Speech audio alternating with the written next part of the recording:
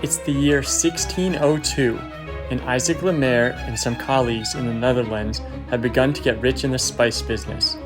They're investing in ships that travel to India and return with goods like pepper, nutmeg, and mace. Soon, they decide to merge their resources into a new entity called the Dutch East India Company. It is the first company with surviving records relating to trading in its shares, so basically the first public company. Now, usually, company founders are some of the wealthiest people in the world, and the Dutch East India Company was wildly successful. But this did not end up being the case for Maire.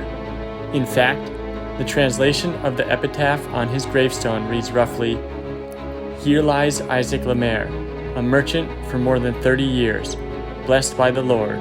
He gained a lot of money and lost it all, except for his honor."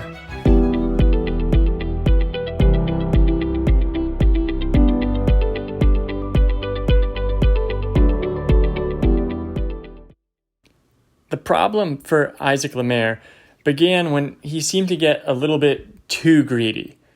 There were certain company projects where the founders shared expenses, and as best I can tell, Maire claimed a bunch of expenses, got paid back for them, but then never ended up providing any proof.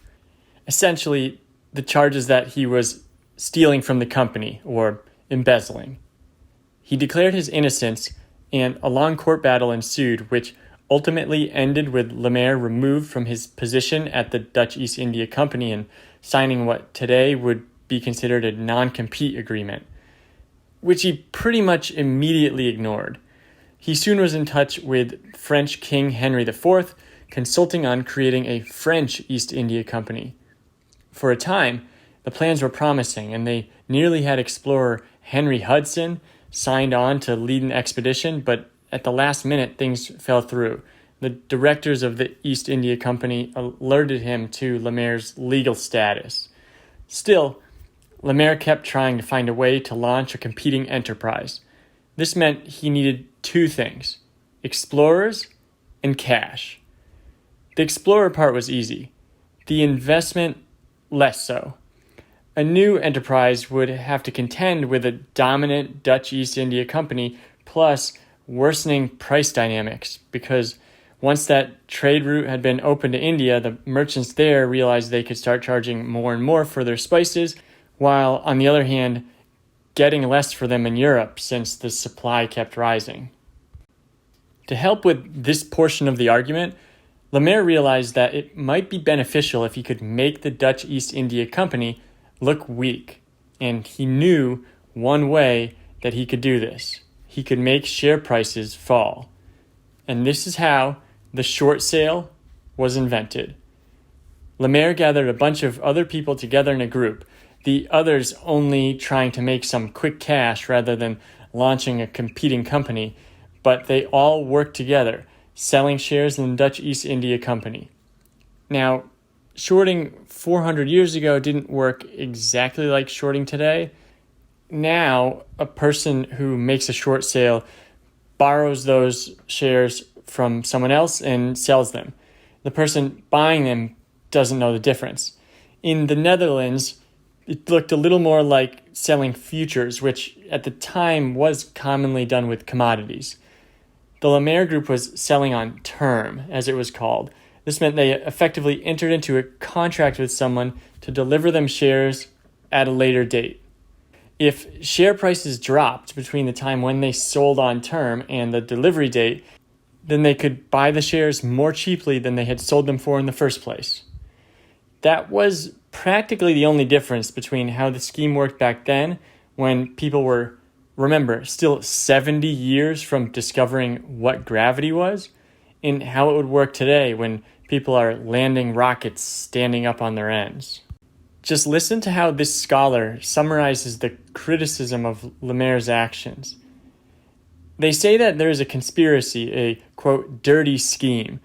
The conspirators continuously sell large share portions which include a long term of 1 to 5 years for amounts which exceed what they own by several thousand florins. At the time of delivery, they weigh down the trading rates by spreading unfavorable rumors. With much trickery, they sell for reduced amounts, shares often purchased by their own accomplices, and at the same time, they purchase large amounts at very low prices. This is to the disadvantage of a large number of shareholders, in particular widows and orphans, who let themselves be persuaded by the false rumors into getting rid of their shares. That's right.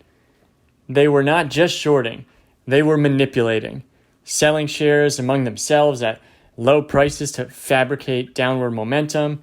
Plus, they were engaging in the apparently age-old tradition of spreading FUD, fear, uncertainty, and doubt.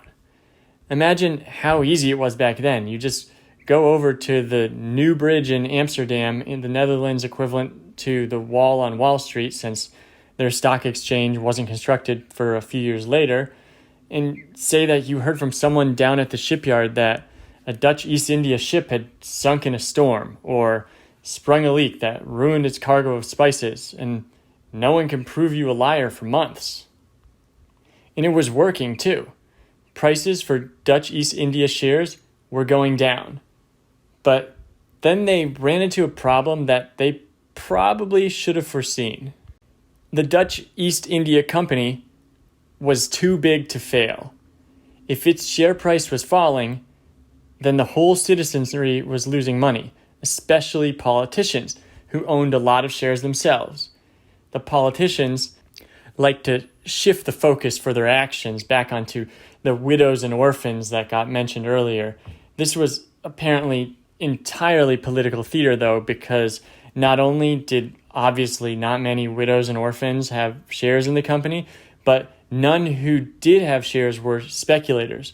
They didn't care about the day-to-day share price. They only cared about the dividends paid by the Dutch East India Company, which weren't impacted at all by the rumors. Anyway, in another parallel to modern times, the establishment went on the attack against the short sellers and instituted what was effectively a short sale ban, or more accurately, a naked short sale ban. You could no longer sell shares on term if you didn't already hold the shares to fulfill the obligation in your account. As a result of this, the Maire Group was destroyed. Not by the law itself, which actually took some time to become ratified, but by the way it exposed the group's activity. Since people now knew that the prices were only falling because of the actions of this conspiracy, no one could be scared into selling. Prices were free to rise again. Ultimately, some of the group members were so punished by this change in the market sentiment that they ended up declaring bankruptcy. Maire, at least, got out without going totally broke. He lived to actually launch another shipping company to compete with Dutch East India Company called the Australia's Company, aka Southern Company, and one of his sons, Jacob, even discovered a passage around the tip of South America that bears the family name. Jacob did not survive the return trip, though. Then Isaac died in 1624, and eventually the Dutch East India Company ceased operations December 31st, 1799, after having, at its peak, achieved an inflation-adjusted market capitalization approaching $8 trillion. Short selling survives, though. Born moments after the creation of the world's first publicly traded company, it will be here until the last one closes its doors. Its practitioners at times reviled and at others revered. Its rewards incredible profits, its risks unlimited losses. Would someone else have invented short selling eventually? Undoubtedly. A man broke 4 minutes in the mile less than 2 months after Roger Bannister and with a faster time. But history is too long to have space for second place. In the history of short selling will always begin with Isaac Maire. Thanks for watching, guys.